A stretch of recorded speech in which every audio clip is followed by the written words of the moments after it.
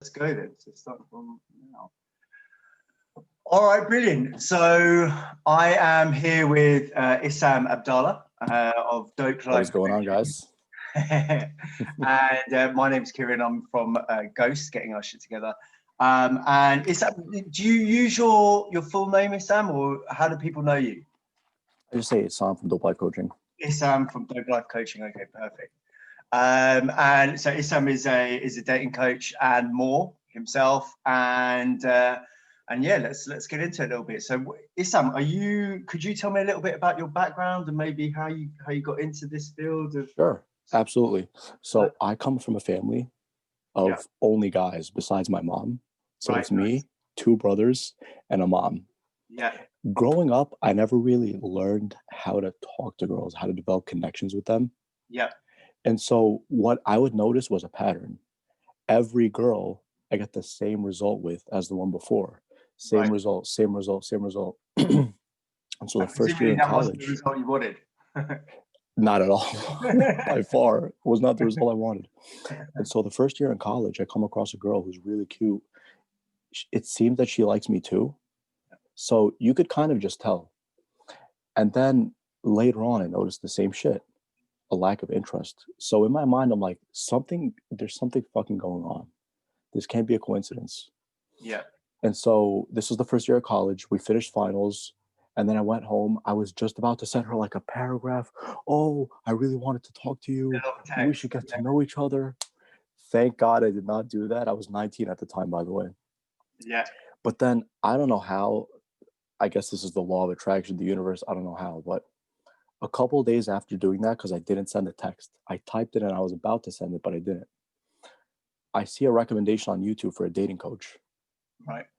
And so I start following his videos. I start watching them. They're making me so uncomfortable. I'm like, this motherfucker is saying things that are just getting me so uncomfortable. Do you remember who it was? Yeah, Corey Wayne. Oh, Corey Wayne. Okay, yeah. The guy from Florida. The classic. Classic, man. So I'm watching his videos. I'm like, this guy is making me so uncomfortable. So I put the videos to the side. It was either the day after or just a couple hours later. I'm like, let me watch those videos again. Is it uncomfortable because, sorry, what was it uncomfortable? Because of it was showing you a blind spot? He's being so honest. And I'm like, I don't want to hear this shit. I'm not doing anything wrong. Like, guys' egos. Yeah. I knew deep down I was doing something wrong because I'm getting the same results. But I'm like, I don't want to fucking hear this. Yeah. So then I went back to the videos. I got more comfortable. And then I finally started to grasp it, subscribe to him. I started watching more of his videos and reading his book a couple times. And I'm like, this makes a lot of fucking sense. No wonder. Yeah. All the errors he talks about are the errors I made. Being too nice, being afraid to escalate things. I used to think, I have to be her friend first before I ask her out. There's got to be this perfect moment. And that's all bullshit because the perfect moment never exists. It's all fake. Yeah. It's all up here. Yeah. It needs to be created. Yeah. Yeah, absolutely. And so after that, learning from him, learning from other dating coaches like Trip Advice, or the guy who wrote the book Models Attract Women Through Honesty. I forgot his name. He's the same author who wrote the book The Subtle Art of Not Giving a Fuck. Okay, yeah. Yeah, brilliant stuff. And so I read more and more books, watched more and more videos, experienced more and more in real life. And of course, that experience included failure. Yeah, and so time after time after time, I built until I believed I was qualified enough to do this. Yeah, absolutely. Okay, cool. So going back sort of pre, we would call it university. You call it college, right? Or college, yeah. So what was like dating like? Because you're 19 then. So what was your sort of experiences before that then? Zero experiences, man. Yeah. So. Because I used to live in Egypt before living here. Okay. So I was born and raised here and then went to Egypt for 7 years. Right. And then came here. So life there is nothing like here. Super conservative. Super conservative. Yeah. We lived in a less conservative area, but nevertheless, it was still conservative. Yeah. And so talking to girls and things like that, I was super shy because we moved several times within Egypt. Oh, yeah. But then there was this one time where I was, I think 13 at the time. My friend was like, dude, he was American. He was like, dude, there's a lot of girls here who think you're cute. I'm like, me, I had no self-esteem. I'm like, oh, really? That's crazy. And so I guess after knowing that, I was still painfully shy with women. Yeah. It took me about a year to finally get comfortable to the point where I could talk to them. And so at that point, I had no problem talking to girls and stuff, but I just never knew how they operated. So I never was able to form a connection. Yeah. And the women I was interested in, I would tell them the same thing, like, oh, like I have feelings for you after holding it for way too long. But the problem is when you hold it for way too long, they categorize you in the friend zone. Oh yeah. And they only see you as that because that connection, that emotional connection is not there. It's difficult, isn't it? Because it's like I always think this, like, did our ancestors, did they have more of a, were they more in communication with their elder males of the tribe or something? Like what? Because it does seem to be like there's a roadmap that's lacking for modern men. It does seem to be like, well, what do you, I mean, unless you're going to speak to someone like yourself or someone like me or one of the many dating coaches, I mean, it's really, I mean, where are you getting your roadmap from? Unless you've got an older brother who's already been killing it, or the way I see it is obviously having sisters does help. Yeah. I'm not saying it's the end all be all, but it definitely helps. Yeah. And being around people who are good with women. Yeah. And when I say being around them, I mean directly around them.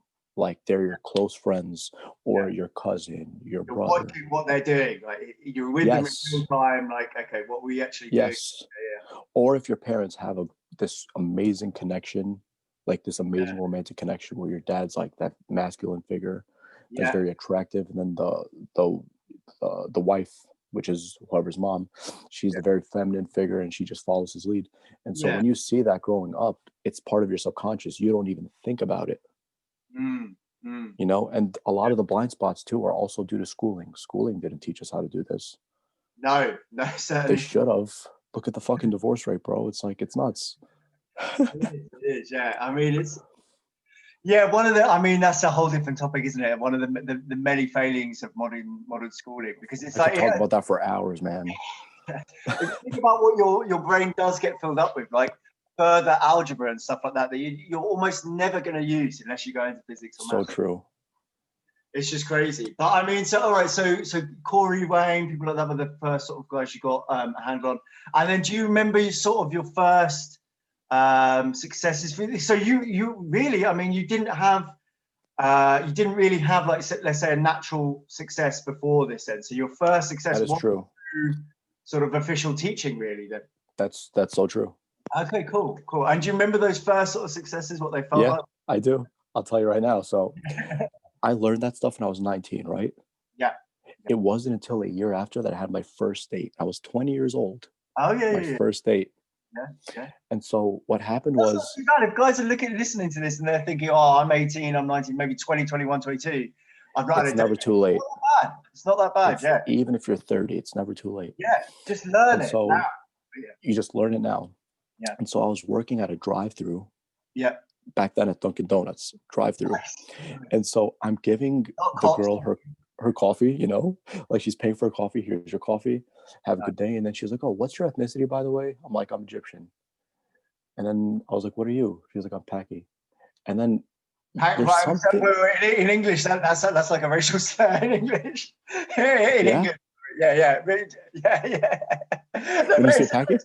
But yeah. But as in, Pakistani, yeah? It makes sense that it wouldn't be a slur because it's just a shortening of the... It's a shortening, yeah. Just So, okay, fine. Okay, so she was Pakistani. She recognized that you were Egyptian. And she asked you, and so, okay, and then like it kind of looked like she was interested because you could kind of tell even if you don't have much game, quote unquote. No, sure. So I was like, yeah, why do you ask? She was like, you're a cutie. And then so she left. I was like, okay. Come next week, I see her in the line in Dunkin' Donuts. I help her out, and then I write my number on a piece of paper. Like, you know, when you print the receipt, like, I'm not sure if you ever worked on something like this. You print the receipt, you cut it out, and I just wrote my name on it, like a blank receipt paper. Wrote my name and number, gave it to her. She texted me. I called her. We set up a date for to be 3-4 days from that day. And so going there, I was nervous as hell. I was nervous as hell. I thought I was gonna have to, like, oh my God, it's gonna be one-on-one like an interview. But Yeah. then surprisingly, the moment she came and sat down, all of the nervousness went away. Yes. Yeah. Yeah. It's so strange. Yeah. I was expecting the opposite. I started talking so naturally. I Yeah. started looking her in the eye. I did this, I did that. And then the moment where I knew it was like music to my ears Yeah. was when she said, when we hang out more in the future, or when we see each other again in the future. At that moment, Kieran, it was like I I've wanted done to it. dance. Yeah. I've arrived. Yeah. I was like, okay, if she says she wants to see me again, according to Corey Wayne, I remember that. That means that if she's saying that during the date, she definitely means she's interested. Yeah. Yeah. Well, definitely. So internally, I was like dancing, man. And so, Yeah. Awesome. yeah. And then we walked out of the restaurant. I kissed her. She didn't Nice. expect that. Like, she was expecting a hug, but then I kissed her. And then we parted ways. So I felt so accomplished. You have no idea. No, but that's it. That's right. And it's funny, isn't it? Because we talk about sort of roadmaps and it Yes. is good to have a sort of a guiding figure or a guiding map to show you what to do with this stuff. But also Yes. it is about being sort of natural and being in the moment as well. So you can get too Yes. caught up on the technical side, and it's always good to think, okay, if things are going well, you can just sort of naturally rely on your own intuition as well. So it's a difficult paradigm, isn't it? Because you have to have some sort of technical acumen that you might Yes. find somewhere else, but also trust yourself and push things Your forward. gut feeling. Yeah, your gut feeling. Exactly. So that transition from the technical to like the gut feeling, Yeah. at first it's a transition because your mind is in two spots. Yeah. Your gut feeling at the time is right, but then you don't have the confidence because you haven't done it enough times. Yeah. Yeah. But the technical aspect is speaking to you, like, do this, do this, do this. And the more you're scripting, the more you're being a robot. And when Yeah. you're a robot, you're not natural. Yeah. Yeah. And so it just takes practice, man. And then sooner or later, you start to notice a date is just another day. It's like, let's see if I'm even interested. Yeah. Exactly. It turns into that, like, all right, yeah, she's cute and all, but like, let's see if she's interesting. Exactly. So it's that thing of like it's that fourth thing, the quadrants, where it's like you start out in unconscious. You know about that? You know about that, dude? Yes. High five, man. That's right. Tony Robbins, the 4 quadrants. So it was results, belief, potential, action. Oh, right. No, I'm talking. Okay. I've not heard of that one. I'm talking about unconscious competence. No, sorry. You begin at unconscious incompetence, conscious incompetence. So you know that you're bad at it. Then conscious competence. So you're quite good at it, but you always get your mind on it. And then unconscious competence, which is just probably where you and I are now, where it's like you've sort of got it handled. And that's really where, like driving, like we don't think about driving when we're doing it. We just do it. We know you just do it. Yeah, exactly. And if you're a guy listening to this, that's where we want to get you, basically. And it's not that difficult. It maybe takes 2 or 3 years, but eventually you'll get it down. Like driving, it feels like you'll never get this. Just natural. Yeah, guys, just it takes practice, man. It's not an overnight thing, because a lot of times when I make videos, I say, I don't believe in tricks and tactics, because then you're relying upon something outside yourself. 100%. Sure, a trick could help you every now and then for fun, but the main idea is you want to become that person who attracts women. You don't want to fake a trick or say one sentence and she's just gonna, fall head over heels in love with you. No, that doesn't work, because love is not to be taken easily. You're not just gonna make a woman fall in love by something you say. No. Exactly. And so it's the repetition, it's the practice, it's knowing the basics until, like Kieran said, it becomes unconscious competence, where the point where you're competent at it and you're not even thinking about it consciously. Your unconscious mind takes over. It's kind of like driving a car. You don't sit there and think, oh, how am I going to turn left? Should I turn smoothly? You just turn smoothly. Yeah, precisely. You drive smoothly. Yeah. Well, I mean, on that, because I come totally with you. I think that's sort of one of the obstacles we face, maybe with getting dating related advice to more people, because it does have this sort of, I would say, sort of 10-year-old reputation of sort of tricks and negs and all of this, blah, blah, blah. But Yes. everyone that I speak to now who's involved in this dating game is like, look, it's all about being natural. It's all about, there's these fundamentals that you need to learn. And then from there, you're going to be great. And so, I mean, on that, what have you got a sort of philosophy that what are the sort of core tenets that you'd be teaching to guys on day one? The core tenets, man, is just number one, being a high value man. Because at the end of the day, if you want to attract a high value woman, you have to be a high value man. Yep. Number two, confidence in your own self.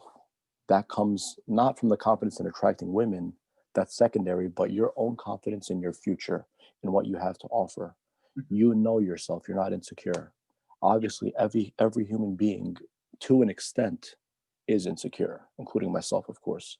But to what extent? Like, do you know about yourself? Do you know about your goals? Do you keep in shape? Do you have good emotional intelligence? Are you able to communicate like an adult? Are you able to go after your goals? Are you able to break through your own barriers? That's very masculine, breaking through your own personal barriers and barriers of life. And so when you get to that, attracting women and being confident with women could kind of be like a byproduct. You know what I mean?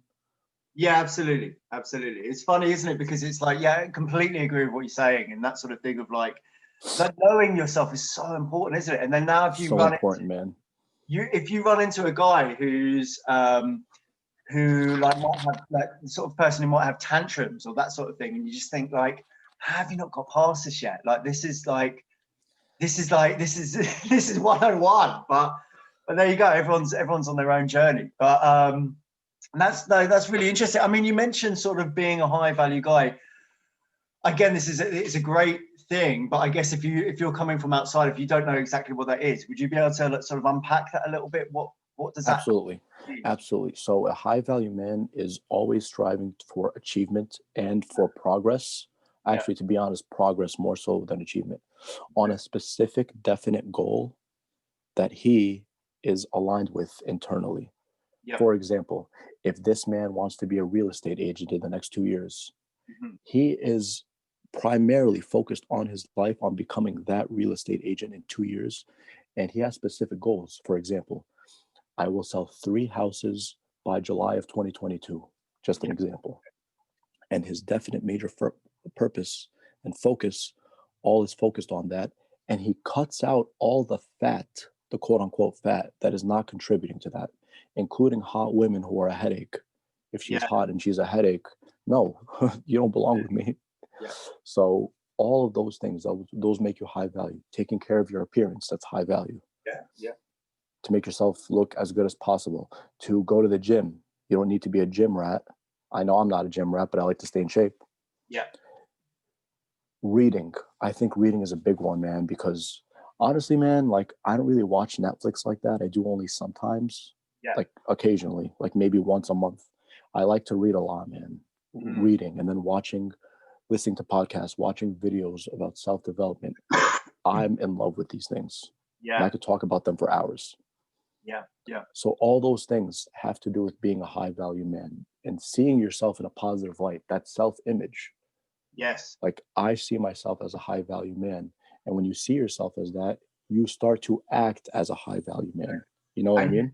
Exactly. And you embody those sort of high standards as well. And people can feel that off of you. And you want that. You want and it's not being abrasive or arrogant or anything like that. It's just people get to know that, okay, this guy has a certain standard for the people he hangs out with, certain standard for himself. And that's how it transpires, isn't it? I mean, you mentioned goal setting, which I think is key. Yes, and absolutely. It's so important. It's something I never did for so long. And it's but it's because and it comes back to that thing of like you're the ultimate authority in your own life. So it has to be you that sets the goals, and it has to be you that gives a shit about hitting those. And it's actually not bad if you don't hit them. It's a big deal if you don't hit your goals. Like, that's bad. Absolutely. Because you know what? I'm not sure if you're familiar with Bob Proctor. Say again, sorry? Bob Proctor. Are you familiar with him? Not really. No. So basically, this man is like one of the fathers of self-development. He's been in the industry since 1961. So my dad was only 4 years old back then. Sorry. How'd you spell the name? Bob Proctor. Oh, Bob. Yeah. Okay. Yeah. And so this guy, one of the things he was saying in one of his YouTube videos was most people are extras in their own movie. Because remember what you were saying, if you don't hit your personal goals, you're the star, you're the director, you're the producer, you're the main actor. Most people, they're none of those. They're an extra. Yeah. Yeah. Outside circumstances dictate them. It's not the opposite. Yes. Yeah.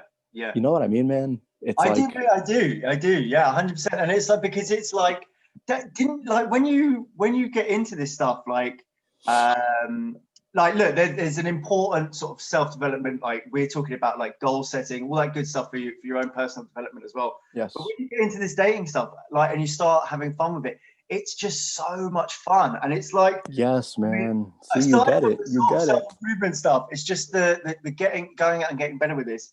It really does feel like, fuck, I'm in my movie here. Like you start making things happen. You start thinking like, wow, I can dictate the way the night goes, and it's crazy. So it's exactly what you're talking about. Exactly what you're saying right there. I can dictate where the night goes. Yeah. Before, like when I first started getting into dating when I was 20, I was nervous. I was like, what if she doesn't like this? Even though I got off to a good start because I read other, dating coaching material. Yeah. But even then I was like, what did I do wrong? What did I do wrong? Yeah. Now it's like, no, it's like, is she a good catch? Yeah. Is she going to be boring? So you are the one who's driving, so to speak. You're the one who's leading the course of things to where you want it to be. Yeah. And it's not like a dictatorship. It's just your presence just dictates that. Yeah. Because they feel comfortable around you, because you're confident, because you're playful. Of course, yeah. Because and if the girl wasn't comfortable with it, you there's no problem. You just recalibrate, and that's fine. It's no problem, man. It's not awkward at all. No, exactly. Yeah. It's so funny that analogy you're talking about things like a movie, and do you want to be the movie star in your own movie? And it is like that, because it's like because a lot of our sort of mental programs are based on like movies and stuff like that. So it's like a classic one is rejection. So if I go over and I speak to that girl and I get rejected, like that's like from an sort of newbie mindset, that's a big deal. That's like, oh my God, I'm the character in the movie who gets rejected. It's like, but in reality, it's nothing like that at all. It's like, you and I probably have got more rejections between us than anyone listening. I mean, it's just like 100%. Yeah, but it's like nothing. It's like it's nothing, man. It's like, do you remember every press up you did? It's like that is not the same thing. Yeah. And also, like, yeah, that's a really good point, because the more you do this, the more you don't take it personally. Even if this girl knows a lot of your friends.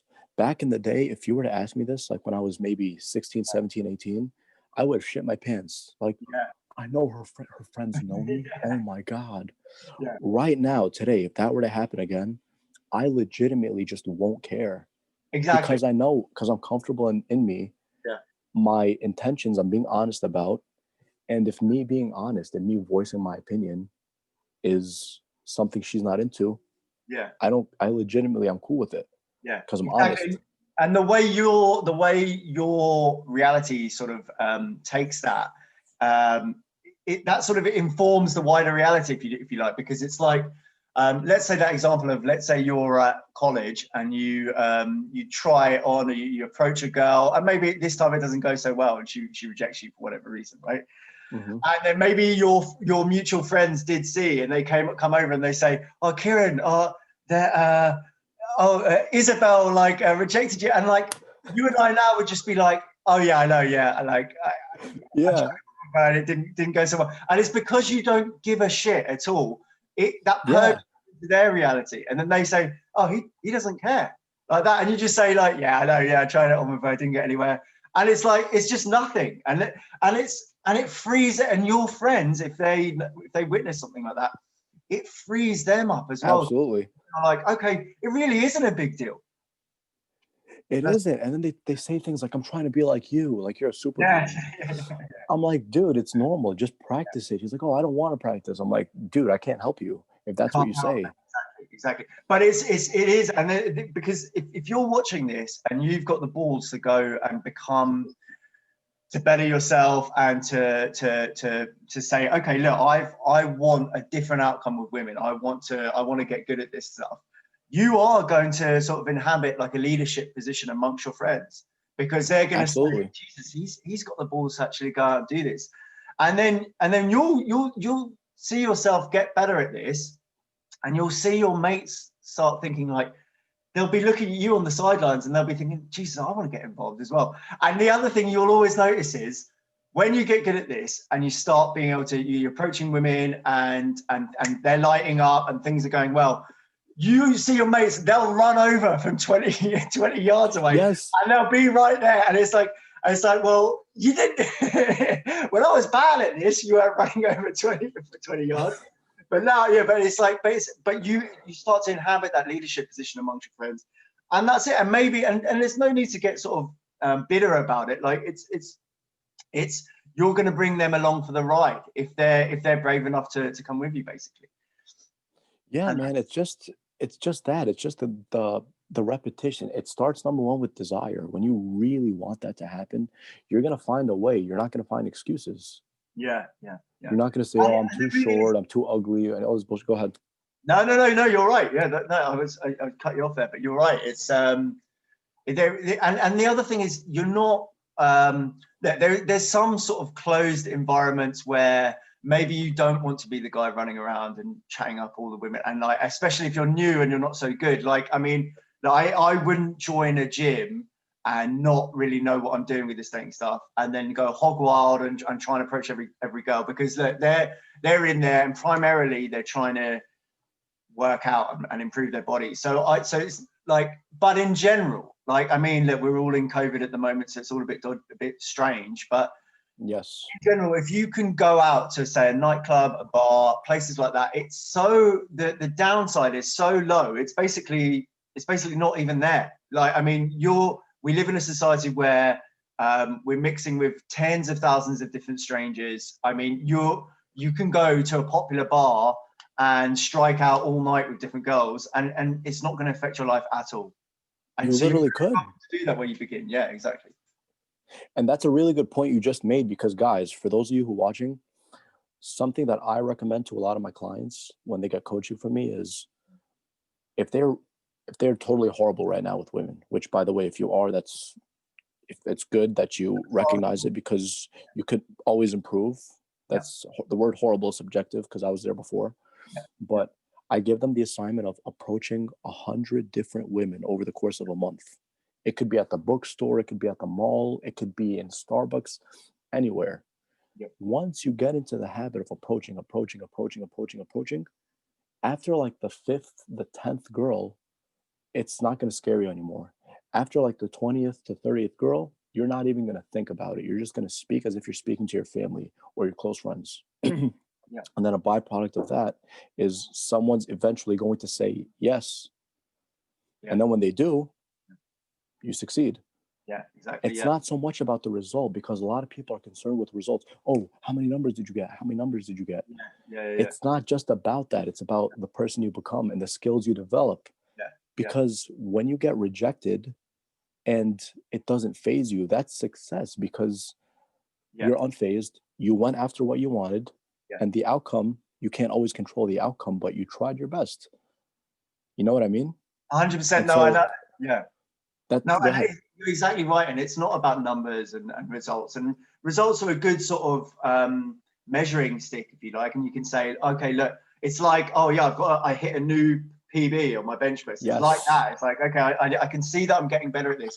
But ultimately, what we're really talking about, it's very intangible. It's like, you want to get to a place where I have the freedom to be able to go out and attract a great girl, and so I'm not in scarcity. Look, I believe, like, and we at GOST, we sort of teach, you want to get so good at this that you can go out and find an amazing girl and settle down with her. I mean, I'm not on this sort of like pimp it forever.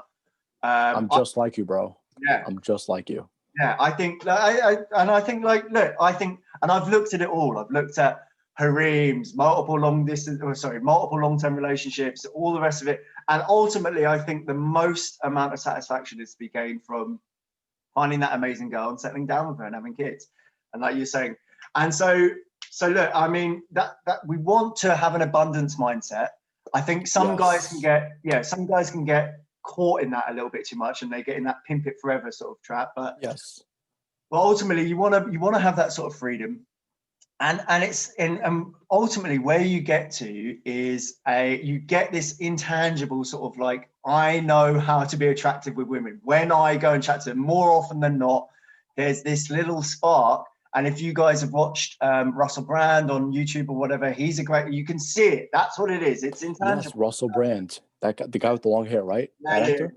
Yes. Yeah, he's a natural. Well, at least he looks like it. Yeah, exactly. But and it's like, what is that? I mean, we can try different metaphors to say, okay, it's like this, it's like this, it's like this. But ultimately, you just need to see it for yourself. And even a newer guy can see what success looks like. It's like the girl's eyes lights up. She doesn't want just feel it. Yeah, you're right. The lighting up, you just feel it. It's hard to say in words, guys. What Kieran is trying to say is when you start to see that success, it's not so much so that the girls become addicting, but that feeling of success becomes addicting because you know that you broke through a new barrier and you achieved something new in your life. And so when you get to finally, after practice, develop those skills and see the results for yourself, you're going to feel like a different type of man, especially if the woman that you're really attracted to feels the same way about you. Yes. Yeah. Because at first you're going to kind of think of it as, oh, she's the prize. But then when it's happened to you several times, you're like, okay, so what? It's only expected. It's only predictable that that's going to happen because I'm such an awesome guy. And again, this isn't because of arrogance, but this is because of you worked on yourself for months or years until you became that final product. It takes work, guys. There's no such thing as something for nothing. No, exactly. And look, I mean, it's like you say, it's not arrogance, and it is the fact that you're on this journey. If you're listening to this, shows that you're the type of guy that you are going to be high value because you are the type of person who cares about what you end up as. I mean, and that's a good thing. And there's plenty of people walking through life who don't give a shit, and it's important too. It's important to care, and it's going to pay dividends for yourself as well. I mean, it's really interesting. Well, I mean, so we've talked about sort of what it looks like, what success in this field looks like, and I've got my different philosophies in there, and I'm sure there's lots of overlap with you. I mean, just personally, I think so. Leading, I think, is huge for guys. Absolutely. I mean, again, it's these sort of terms that are difficult to know exactly what we're talking about unless you've seen it yourself. But social acuity is big. Being fun, building positive emotions. Absolutely. Huge. You don't want to be serious 24/7. Absolutely. No, exactly. And yeah, it's huge. I mean, just like I go out. I'm with my girlfriend now, or fiance now, actually. Oh, that's awesome, man. Yeah, thank you. Good for you. So exactly. I'm not going out on dates now, but when I would, I'd chat to my mate, and I'd go out on dates, and I'd speak to my mate afterwards, my friend. And he was very sort of matter of fact, and he would say like to me, okay, what school does she go to? What's her aspirations and what's her blah blah blah? All this like logical, and I was like, yes, I don't even know, because it's like we were just chopping it up, talking nonsense, and it's like it's a vibe rather than like a factual checklist. Absolutely, yeah. I know exactly what you're saying, because a lot of people, man, they're conditioned to think of things like in scholastic terms. School. Yes. So, grade A? Is it grade A? Is it grade B? Yeah. Is it this shape? Is it that shape? But what you're trying to say is you guys just clicked in some way. The humor made sense. Yeah. The conversation made sense. The eye contact made sense. The vibe, you said vibe, that made sense. Yeah. So you don't sit there and think about it. It's spiritual. You feel it. Yes. Exactly. Yeah. And like, yeah, and you can get to a point of understanding that girl just as well by being silly and going around and doing different topics as you would by being very sort of linear, like, okay, and your parents did this and blah blah blah. And actually, that's probably not the best way to find out. No, not at all. Because then it's like an interview, or if you think about it, you're gonna go out with her, like qualify her as an interview, like potential candidate. Like, oh, so what is your experience? Where'd you go to school? Who are your parents? And then she's gonna get scared, like, oh, I'm not comfortable here. No, exactly. You know, who the hell is ever comfortable during an interview? No, exactly. Most people are not. And it's boring for you as well. If you were to take that line, it's boring for you. It's much better to just be fun and sort of all over the place in the day. Yeah, man, all over the place. You're right. Yeah, it's like a roller coaster. Yeah, exactly. I mean, that goes back to that thing. It's like, I mean, there's so many different topics we could cover here, but it's like a girl does want to. This is a great thing that I understood early. It's like she wants the entire experience. It's like you and I chatting. We're guys. We sort of. I don't want you to like break down crying. Like you don't want me to break down. Like, do you know what I mean? It's like we want, like, we're guys. Like we want like hey man, like positivity. Like I'm doing this, you're doing this. But like with a long-term sort of relationship with a girl, she wants everything. She like everything, I always say it's like you don't. And this is a bit of a dark topic, but it's like you don't really have her until you don't really have her ever, like really. But I mean, yes, that's true. You don't really have her until she's like cried over you, really, because you want her to feel those highs and lows, like yes. And that's but look, I mean, we're not here to manipulate and all of that. Of course, no. I see, guys, what Kieran's trying to say, because I totally relate to what he's saying. He's not, when he says ups and downs and highs and lows, he doesn't want some of you thinking, okay, I'm going to go manipulate my girl to make her feel high and low, because some dating coaches teach that, and to be honest, I do not condone it. No. However, what he's trying to say is the nature of life, the cycle of life, realm of emotional experience. Yeah, 100%. The cycle of life, the nature of life, whatever you call it, is always highs and lows, highs and lows, highs and lows. The same thing with women. She wants to see your good side, your bad side. If she cried with you, that's emotional. That's an emotional connection. It strengthens it more. The fun, that's an emotional connection. Even if she got angry at you every once in a while, obviously not if it's an everyday thing, it's toxic, but every once in a while, that's still an emotional connection. So those highs and lows over time will strengthen the bond and hence her feelings. No, that's brilliant. That's brilliant, man. Well, look, I think we've got into some good stuff here. I mean, what's next for Dope Life Coaching? Where do you see yourself? How are you looking to grow? And what? I'm just hustling on my YouTube channel, man, and on my website. I know I'm gaining a lot of traction on my YouTube channel, and of course you will, and I have faith in you. You know what you're talking about, man. You could just tell. Thank you, man. Thank you. Where can people find you? Where can people find you? On my YouTube channel, guys, it's Dope Life Coaching, one word. The website, www.dopelifecoaching.com. You know, go to the website, and we have free 10-minute consultations for first timers. And we're both going to release this video. I'm going to have his subscribing information, and you're obviously going to have mine down there, and we're both going to grow, man. But we get into some interesting stuff, guys, because there's a lot you can learn from this. And to be honest, if you look at the divorce rates and if you look at how many unhappy, unsuccessful couples there are, I want to say the majority are like that. And you want to be the exception to the rule. So the fact that you're watching this hopefully means you're on a journey for greatness and for betterment of your own self. 100%. And I would say as well, I mean, I had a really fun time chatting with you, Issam. Me too, and I'm man. very, very happy to do it again. So if you've watched this, if you want to put any comments about things that we could discuss in the future, and it could be whatever minutiae about dating or whatever. I mean, just write a comment and we'll be happy to get into it at some point in the future. So that'd be great. Absolutely, guys. Like the video, subscribe and hit the bell icons, because we both will provide you with the best knowledge that we can. And just go out there and hustle, guys. Hustle, but have fun with it. Enjoy your lives. Focus on your mission first. The girls always come second. They don't come first. You know, she has to earn that from you. She has to. 100%. You know, your future is more important. And then when you see that someone is worthwhile, yeah, sure, then you give her your time. Beautiful, beautiful. All right, man. Well, brilliant. I'll call it there. And thank you very much. Absolutely, man. Absolutely, man. I love the energy. Cheers, Issam. More collabs. Yeah, let's do it. man. Let's pound it. Whoop. My man.